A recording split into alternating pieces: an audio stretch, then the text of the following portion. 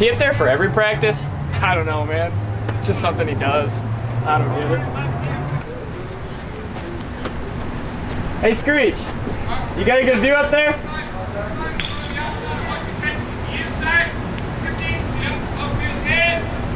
Now, from the Mel Johnson Studios at the University of Northwestern, this is Eagle 7 News. Welcome to Eagle 7 News. I'm Lizzie Arehart. And I'm Jonathan Laansma. Chapel has changed a lot over the last few years, but nothing has been as drastic as the events of the past week. From emails to Facebook posts to petitions, it seems like everyone is talking about the new chapel changes.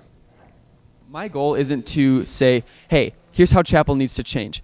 My goal is to say, hey, the student body is frustrated with these things about chapel, and this is what we think, and something needs to be done.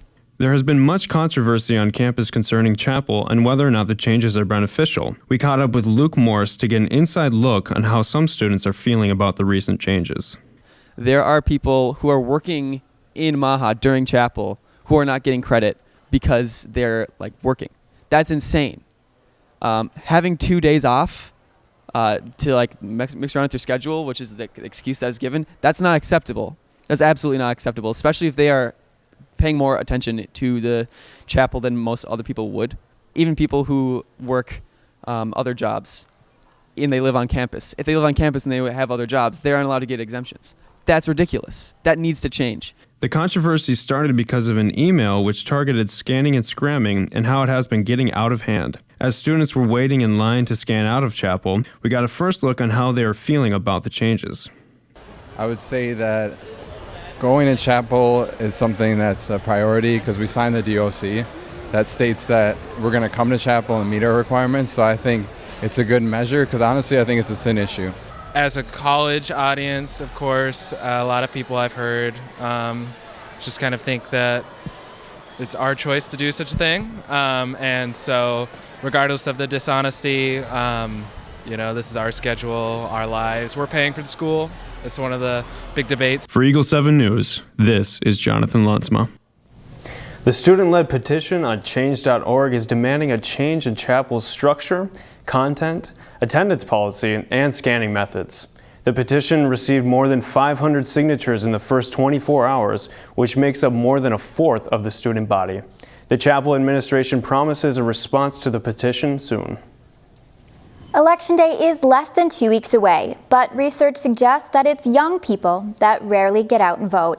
In 2014, it was the lowest youth voter turnout on record. Just over 19% of 18 to 29-year-olds cast ballots. So what do you need to know? Online voter registration is now closed, but you can register to vote on Election Day at your polling place. College students living on campus will need to provide a valid Northwestern student ID, and their polling location is Centennial United Methodist Church in Roseville. For more information on Election Day, head to the Minnesota Secretary of State website. Jens, over to you. Thank you, Lizzie. For weather this week, it's going to be cloudy most of the week, but Saturday, the UNW football team has their last home game of the season, so head out there at noon and see them. It's supposed to be a little bit rainy, so bring an umbrella if you want to stay dry. And then the rest of the week, it's going to be partially cloudy. Monday, though, it's going to shoot up, be pretty balmy. It's 68 degrees, and that is not very seasonal, so go out and enjoy that. And then back down to high 50s for the rest of the week. So get out. This is my favorite time of the year. Hopefully you got your senior pictures and family pictures taken when the fall colors were beautiful, because that's kind of starting to die out now. So enjoy the weather. Anderson, over to you with sports. Thanks, Jens. The UNW football team has kept the ball rolling, coming off a 28-6 win against UMAC opponent Westminster. The Eagles have their last home game this week at 12 p.m. against Greenville College. The women's soccer team also was able to pick up a win against the University of Wisconsin-Superior. The Eagles were able to keep the Yellow Jackets scoreless while kicking in 2 goals of their own. The men's team had a tougher game, coming up short 3-2. Both teams traveled to the University of Minnesota Morris today. The women's volleyball team was able to secure first place in the UMAC after securing a win against Minnesota Morris on Wednesday. The Eagles hope to have another strong showing tonight against Martin Luther. This is the final home game for the Eagles this season. Finally, Congratulations to outside hitter Lindsey Peterson, who had 48 kills along with 42 digs in a span of just 2 games. Great job, Lindsey. Keep up the good work. That's it for sports this week. Back to you guys. Into the Woods opens tonight, but it's not the first time Maranatha Hall has seen this production. The Baker, played by Tommy McCarthy, tells us exactly why students should come to this show. The set is amazing.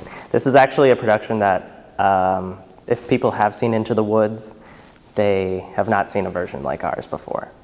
And I might just leave it at that. Into the Woods runs through next weekend, so get your tickets soon. Thanks for tuning in. That's all the news we have for you this week. I'm Lizzie Arehart. And I'm Jonathan Laansma. Stay fly, Eagles.